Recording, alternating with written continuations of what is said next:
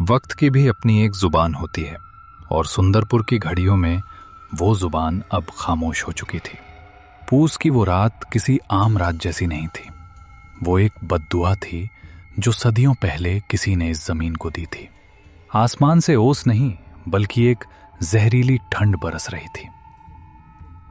घना सफेद कोहरा पूरे गांव पर ऐसे लिपटा हुआ था जैसे किसी ने मरे हुए जिस्म पर सफेद कफन उड़ा दिया हो। हवा इतनी भारी थी कि सांस लेने में भी फेफड़ों को मेहनत करनी पड़ रही थी। सन्नाटा इतना गहरा, इतना जानलेवा था कि अगर एक सूखा पत्ता भी पेड़ से टूट कर गिरे तो उसकी आवाज किसी धमाके जैसी लगे। सिर्फ एक ही आवाज थी जो इस खामोशी से बगावत कर रही थी। वो थी दूर कहीं से आते हुए आवारा कुत्तों के रोने की आवाज। वो रोना किसी भूख का नहीं था, वो चेतावनी थी। वो कुछ ऐसा देख रहे थे जो इंसानी आंखों से ओझल था। गांव के बस स्टैंड के पास जो अब वीरान पड़ा था, एक टीन की छत वाली छोटी सी दुकान थी। दुकान के बाहर एक अलाव जल रहा था। लकड़ियां चटक रही थीं और लपटें हवा के झोंकों से इधर उधर नाच रही थीं। अलाव के चारों तरफ लोग बैठे थे, लेकिन फिर भी उनके हाथ कांप रहे थे। ये कंपकपी ठंड की वजह से कम और खौफ की वजह से ज्यादा थी। काका, क्या आपको लगता है लखा जिंदा होगा? जिंदा? बिरजू बेटा, मौत सिर्फ वो नहीं होती जब सांस रुक जाए। मौत वो भी होती है जब रूह जिस्म छोड़ दे पर जिस्म चलता रहे। लखा कल रात अपनी गाय ढूंढने गया था ना। मैंने कहा था, लखा, अगर तू उस सरहद के पार गया तो वापस सिर्फ तेरा नाम आएगा, तू नहीं। अपशकुन, देखो आग भी चाय नहीं पी रही आज। काका, आपको पता है ना आज क्या है? आज अमावस है। मेरी दादी कहती थी कि जब चांद आसमान से गायब होता है तो सिंगा हवेली की मालकिन, वो नर्तकी चंद्रमुखी, अपनी नींद से जागती है। आज की रात हवा का रुख हवेली से गांव की तरफ होता है। सुना है आज भी वो अपनी टूटी हुई पायल पहनती है। अरे बस करो दीनू भाई, क्यों डरा रहे हो? हम सब जानते हैं वहां क्या होता है, लेकिन वो हवेली अब खंडहर है। वहां कोई नहीं रहता, सिर्फ चमगादड़ और सांप है वहां। सांप? रघु, सांप सिर्फ काटते हैं, जान लेते हैं, लेकिन वो हवेली, वो जान नहीं लेती, वो यादों को पी जाती है। तुम्हें याद नहीं, 10 साल पहले वो इंस्पेक्टर आया था, कहता था मैं भूतों को गिरफ्तार करूंगा। अगली सुबह वो इंस्पेक्टर हवेली के आंगन में बैठकर हवा में सितार बजा रहा था। पागल हो गया था वो। आज भी पागल खाने में दीवारें खुरचता है। तभी एक आवाज ने सबका ध्यान खींचा। दूर से आती हुई किसी गाड़ी के इंजन की आवाज, और फिर एक अजीब सा हॉर्न। कोहरे की दीवार को चीरती हुई 2 पीली हेडलाइट्स उनकी तरफ बढ़ रही। इतनी रात को कौन पागल है जो अमावस की रात सुंदरपुर आ रहा है? वो एक खटारा ऑटो रिक्शा था जो शहर के रेलवे स्टेशन से आ रहा था। रास्ता उबड़ खाबड़ था और हर गड्ढे पर ऑटो ऐसे उछलता था जैसे उसके पुर्जे बिखर जाएंगे। ऑटो के अंदर 2 नौजवान बैठे थे, विक्रम और सुमित। दोनों की उम्र करीब 28-30 साल रही होगी। शहर के महंगे कपड़े पहने थे जो इस देहाती माहौल में अजीब लग रहे थे। विक्रम खिड़की से बाहर देख रहा था। बाहर सिवाय अंधेरे और कोहरे के कुछ नहीं था।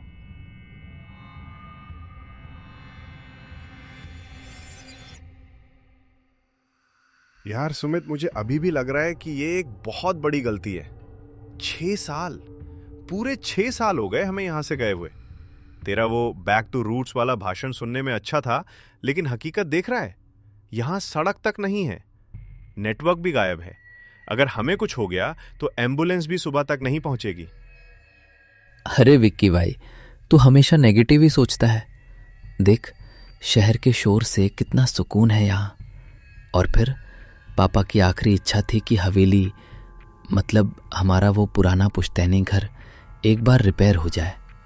हम उसे बेचने ही तो आए हैं, बस 1-2 दिन की बात है। और वैसे भी मुझे बचपन में ये गांव बहुत पसंद था। याद है हम वो पीछे वाले बगीचे में क्रिकेट खेलते थे। हाँ याद है, और मुझे ये भी याद है कि शाम के 6 बजते ही दादी हमें घर के अंदर खींच लेती थी। कहती थी हवा बदल गई है। तभी ऑटो वाले ने अचानक ब्रेक मारा। ऑटो एक झटके के साथ रुका। विक्रम का सिर रॉड से टकराते टकराते बचा। अरे भाई देख के चलाओ, क्या हुआ, गाड़ी क्यों रोक दी? साहब माफ करना, लेकिन मेरा ऑटो इससे आगे नहीं जाएगा। विक्रम ने सुमित की तरफ देखा। सुमित के चेहरे पर भी थोड़ी घबराहट आ गई थी। ऑटो वाले ने उनका सामान, 2 बैग जल्दी जल्दी सड़क पर उतारा। वो सामने देखिए, कोहरे के बीच वो सिंगा हवेली है। आज की रात उस रास्ते से गुजरना मतलब अपनी मौत को दावत देना है। पैसे आप आधे दे देना, पर मैं आगे नहीं जाऊंगा। क्या? अभी तो गांव का मोड़ आया है। हमारा घर तो वो पीपल के पेड़ के उस पार है। यहाँ बीच जंगल में कैसे उतरेंगे हम?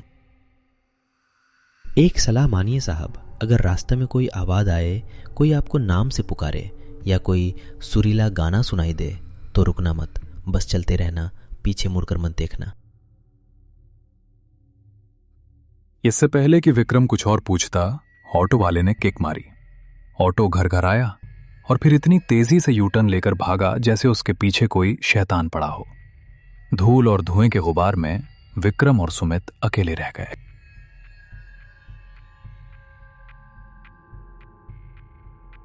अब सिर्फ उनके कदमों की आवाज थी। दोनों दोस्त अपने अपने बैग टांगे आगे बढ़ रहे थे।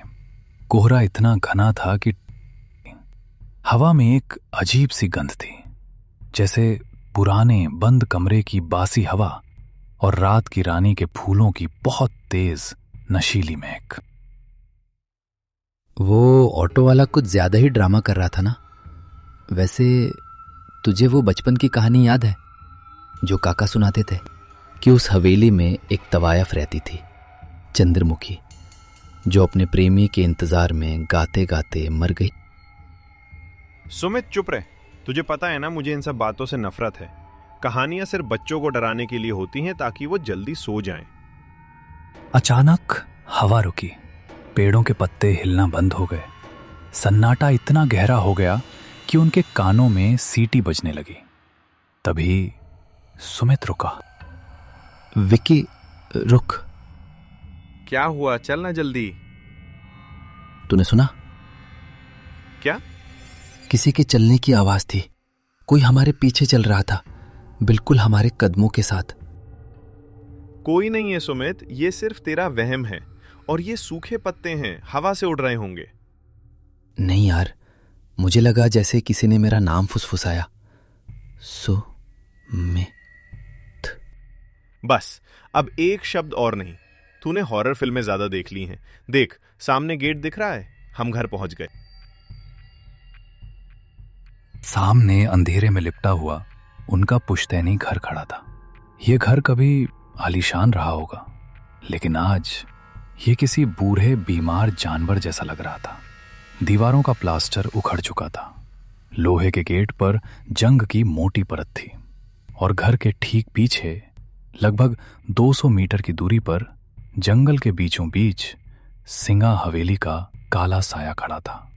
हवेली की खिड़कियां टूटी हुई थीं, जो अंधेरे में किसी खोपड़ी की खाली आंखों जैसी लग रही थीं। जैसे ही उन्होंने गेट खोला, एक लालटेन की रोशनी उनकी तरफ पड़ी।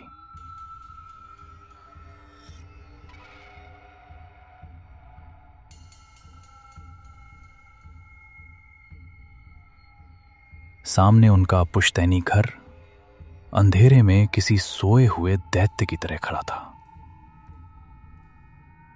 बरामदे में एक लालटेन टंगी थी, जिसकी लौ हवा से जूझ रही थी। उसकी मध्यम रोशनी में एक साया हिला। कौन कौन है वहां? मेरे पास लाठी है, चले जाओ यहां से। काका शांत हो जाइए, मैं हूं विक्रम, और ये सुमित है। छोटी मालिक, विक्रम बेटा, हे भगवान। हरिया काका, जो विक्रम को बचपन में अपने कंधों पर घुमाया करते थे, आज उन्हें पहचान नहीं पाए।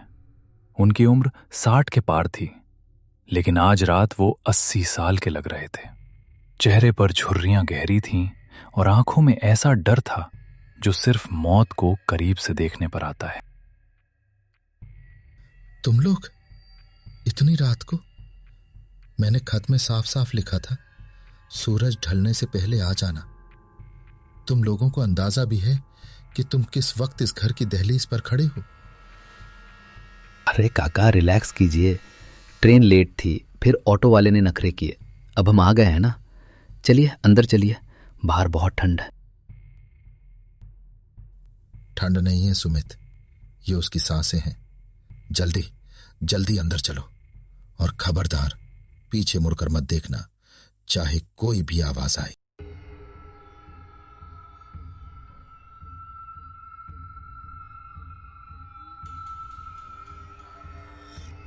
काका ने उन्हें लगभग खींचते हुए घर के अंदर किया और दरवाजे पर एक नहीं 3-3 सिटकनी लगा दी। फिर उन्होंने दरवाजे पर कान लगाकर कुछ सुनने की कोशिश की। बाहर हवा का शोर था और शायद बहुत दूर किसी पायल की हल्की सी झनकार। काका ने राहत की सांस ली। घर के अंदर की हवा बाहर से भी ज्यादा भारी थी।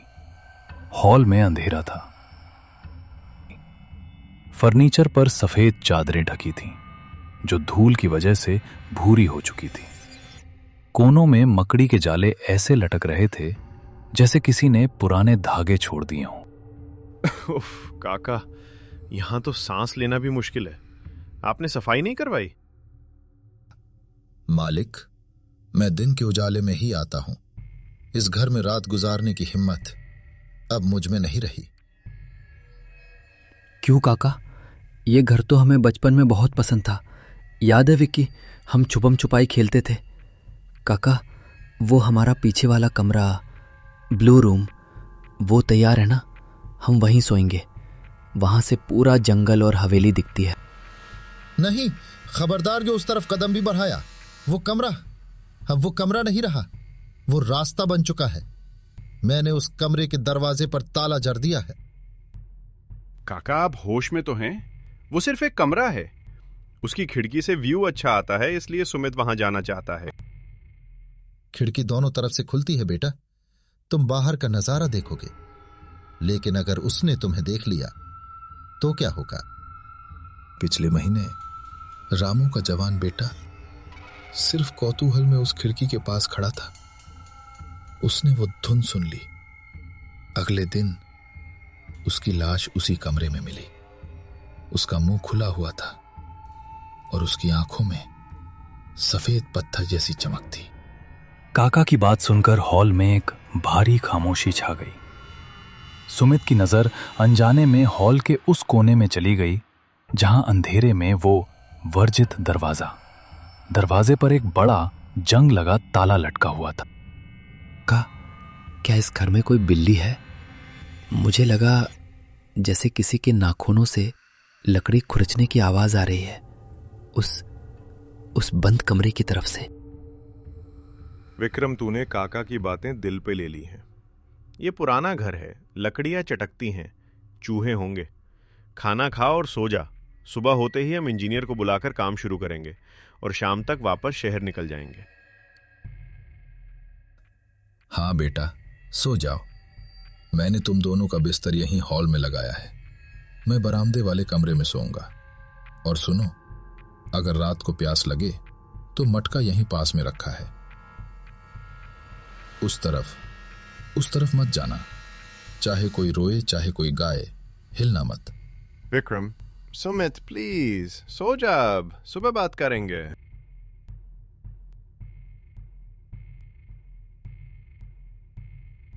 रात गहरी हो चुकी थी।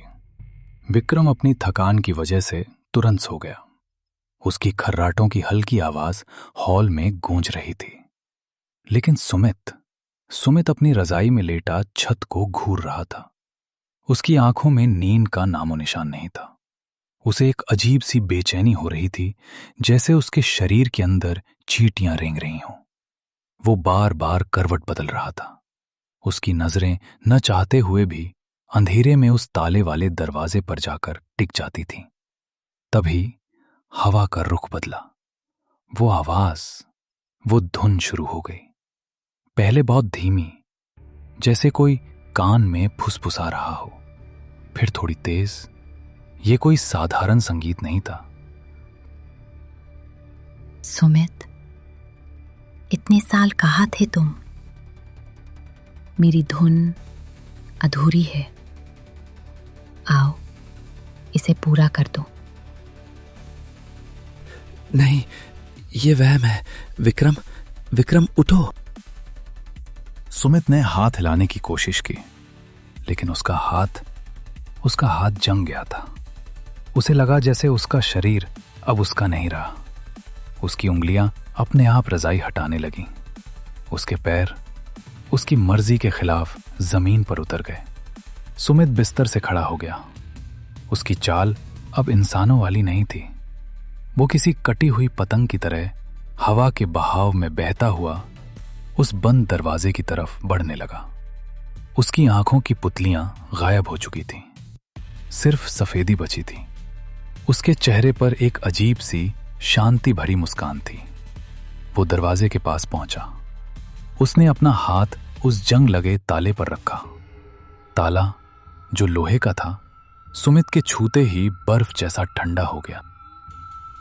बिना चाबी के सिर्फ छूने भर से ताला खुल गया। जंजीरें जमीन पर गिर गईं। आवाज से विक्रम की नींद में खलल पड़ा। उसने करवट बदली। सुमित, रात के करीब 2 बज रहे थे। हॉल में अचानक तापमान गिर गया था। इतनी ठंड थी कि सांस भी धुएं की तरह बाहर निकल रही थी। इतनी ठंड क्यों है? काका, खिड़की खुली रह गई क्या? विक्रम, जो थका हुआ था और गहरी नींद में था, एक अजीब सी सिहरन से जाग गया। उसे लगा जैसे किसी ने उसके चेहरे पर बर्फ का ठंडा हाथ रख दिया हो। विक्रम ने अपनी रजाई कसने की कोशिश की। उसकी आंख खुली, बगल का बिस्तर खाली था। सुमित वहां नहीं था। सुमित, पानी पी रहे क्या? विक्रम उठ बैठा। हॉल में गहरा अंधेरा था। सिर्फ वो छोटी सी मोमबत्ती अपने आखिरी सांसें गिन रही थी। उस मध्यम रोशनी में विक्रम ने जो देखा, उससे उसका गला सूख गया। वो वर्जित दरवाजा जिस पर काका ने ताला जड़ा था, वो चौपट खुला था। ताला और लोहे की जंजीरें जमीन पर ऐसे पड़ी थीं जैसे सांप ने अपनी केचुली छोड़ दी हो। उस खुले दरवाजे के उस पार घना काला अंधेरा था और हवा की डरावनी साएं साएं आ रही थी। सुमित, मजाक मत कर यार, बाहर आ जा। लेकिन जवाब में सिर्फ हवा की सीटी सुनाई दी। रोशनी की एक पतली लकीर उस खुले कमरे के अंदर गई। कमरा खाली था। विक्रम दौड़कर खिड़की के पास गया। उसने बाहर झांका। बाहर कोहरे की एक मोटी चादर थी, लेकिन उस सफेदी के बीच उसे एक धुंधली सी परछाई दिखाई दी। कोई था जो घर से दूर जंगल के रास्ते उस पुरानी सिंगा हवेली की तरफ बढ़ रहा था। सुमित! विक्रम चिल्लाया। उसने एक पल भी नहीं सोचा। वो खिड़की से ही कूद गया। नीचे झाड़ियां थीं, कांटों ने उसके पायजामे को फाड़ दिया, पैरों में खरोंचें आईं, लेकिन विक्रम को दर्द महसूस नहीं हो रहा था। उसके दिमाग में बस एक ही चीज थी, अपने दोस्त को रोकना। कोहरा इतना घना था कि 10 कदम आगे देख पाना भी मुश्किल था। विक्रम सुमित के पैरों के निशान ढूंढ रहा था। गीली मिट्टी पर नंगे पैरों के निशान थे, लेकिन सुमित, या वो चीज जो सुमित के शरीर में थी, वो रुक नहीं रही थी। सुमित की चाल अजीब थी। वो चल नहीं रहा था, वो जैसे हवा में तैर रहा था। उसके हाथ शरीर के बगल में बेजान लटके थे और सिर एक तरफ झुका हुआ था। जंगल विक्रम को रोकने की कोशिश कर रहा था। विक्रम का दिल जोर जोर से धड़क रहा था। तभी उसकी टॉर्च की रोशनी सामने पड़ी। विक्रम सिंगा हवेली के मुख्य द्वार के पास पहुंच चुका था। हवेली का गेट लोहे का बना था। सुमित गेट के ठीक सामने खड़ा था। उसका चेहरा गेट की तरफ था, विक्रम की तरफ पीठ। सुमित रुक जा भाई, वहां आगे खाई है, गिर जाएगा। पागल हो गया है क्या? मैंने कितनी आवाजें दी, सुनता क्यों नहीं? आ गए तुम? इतनी देर क्यों कर दी? महफिल सज चुकी है, बस साज की कमी है। सुमित, ये कैसी आवाज है? चल घर चल, काका ठीक कह रहे थे, यहां कुछ गड़बड़ है। घर? ये हवेली ही अब मेरा घर है। वो मुझे बुला रही है। मेरी उंगलियां वो सितार बजाने के लिए तड़प रही हैं। बकवास बंद कर, तुझे डॉक्टर की जरूरत है। सुमित ने एक झटके में विक्रम को ऐसे फेंक दिया जैसे वो कोई कागज का टुकड़ा हो। विक्रम 10 फीट दूर जा गिरा। विक्रम ने देखा कि हवेली का वो भारी भरकम जंग लगा गेट अपने आप खुलने लगा। मेरा इंतजार खत्म हुआ। सुमित ने हवेली के अंदर कदम रखा। अंधेरे ने उसे निगल लिया। विक्रम गेट की तरफ दौड़ा, लेकिन जैसे ही विक्रम गेट के पास पहुंचा, गेट एक तेज धमाके के साथ उसके मुंह पर बंद हो गया। विक्रम ने गेट को पीटना शुरू कर दिया। खोलो सुमित, बाहर आ, खोलो इसे। लेकिन गेट टस से मस नहीं हुआ और तभी हवेली के अंदर से रोशनी जल उठी। विक्रम पागलों की तरह हवेली के उस लोहे के गेट को पीट रहा था। अंदर सुमित गायब हो चुका था और बाहर विक्रम अपनी सांसों से लड़ रहा था। हवेली के अंदर से अब वो धुंध इतनी तेज हो चुकी थी कि जमीन भी कांप रही। सुमित, बाहर आ, भगवान के लिए दरवाजा खोलो, कोई है? खोलो इसे। तभी बिजली कड़की। विक्रम ने देखा कि हवेली की बाईं तरफ एक पुरानी खिड़की की जाली टूटी हुई थी। वो जमीन से थोड़ी ऊंचाई पर थी और उसके नीचे एक सूखे पेड़ की डाल लटक रही थी। विक्रम दौड़ा। उसने पेड़ की खुरदरी छाल को पकड़ा और ऊपर चढ़ने लगा। अंदर से सड़े हुए फूलों और पुराने इत्र की इतनी तेज बदबू आई कि विक्रम का सिर चकरा गया और अंधेरे में अंदर कूद गया। विक्रम अब हवेली के अंदर था। बाहर की ठंड यहां गायब थी। यहां एक अजीब सी चिपचिपी गर्मी थी। दीवारों पर बड़े बड़े तैल चित्र टंगे थे, लेकिन उन चित्रों के चेहरे खुरच दिए हुए थे। विक्रम रोशनी की तरफ बढ़ा जो मुख्य हॉल से आ रही थी। जैसे ही वो हॉल के दरवाजे पर पहुंचा, उसके पैरों तले जमीन खिसक गई। फर्श पर बेशकीमती कश्मीरी कालीन बिछा था और वहां महफिल सजी थी। हॉल के किनारों पर लोग बैठे थे। वो बिल्कुल शांत थे। उनमें से एक को विक्रम ने पहचान लिया। वो रघु था, गांव का वो लड़का जो पिछले हफ्ते गायब हुआ था। रघु, तुम यहां हो? चलो भागो यहां से। रघु का चेहरा इंसान का नहीं था। उसकी त्वचा स्लेटी रंग की हो चुकी थी। उसकी आंखें पथरा गई थीं। वो पत्थर की मूर्ति बन चुका था। विक्रम दौड़कर रघु के पास गया। विक्रम ने पीछे देखा। बाकी लोग भी, सब के सब पत्थर बन चुके थे। ये वो बदकिस्मत लोग थे जिन्होंने वो धुन सुनी थी। हवेली ने उन्हें मारा नहीं था, उन्हें अपना दर्शक बना लिया था, हमेशा के लिए। तभी विक्रम की नजर हॉल के बीचों बीच गई।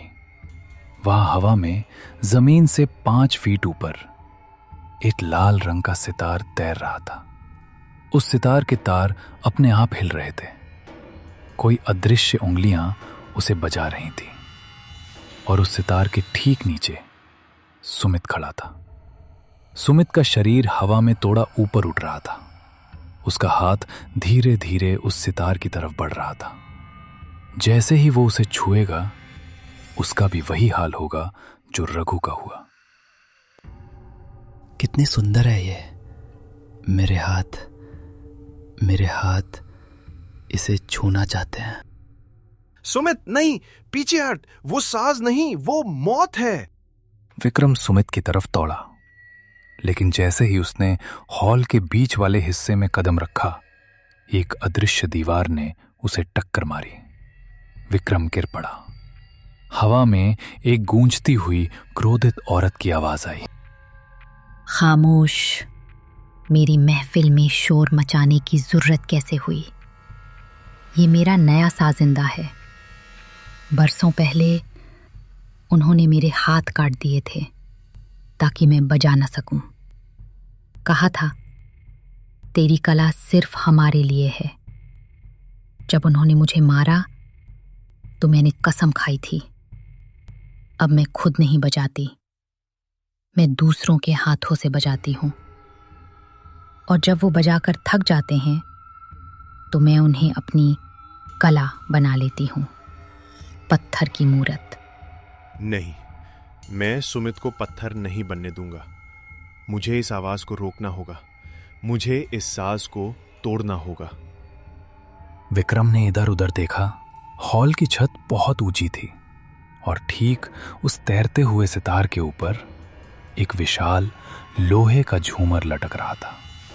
उसकी रस्सी पुरानी थी और दीवार के कोने में एक खूंटी से बंधी थी। वक्त बहुत कम था।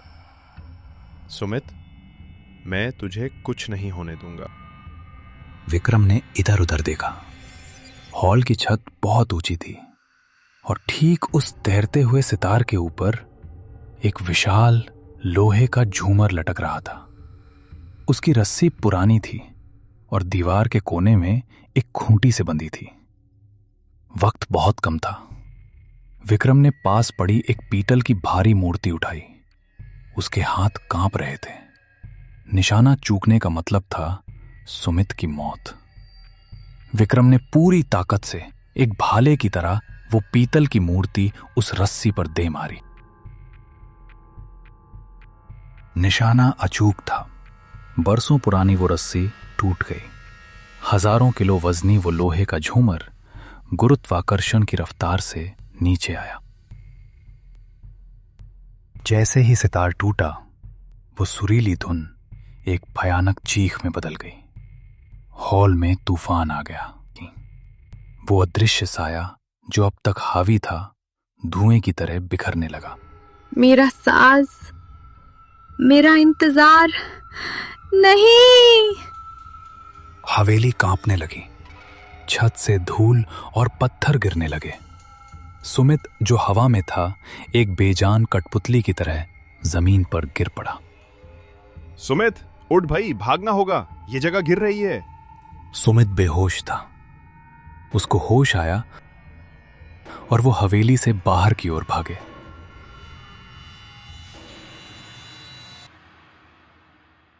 जैसे ही वो बाहर आए, धूल का एक विशाल गुबार उठा और फिर सब कुछ शांत हो गया। विक्रम और सुमित वहां से भागते हुए जंगल से घर की तरफ भागे।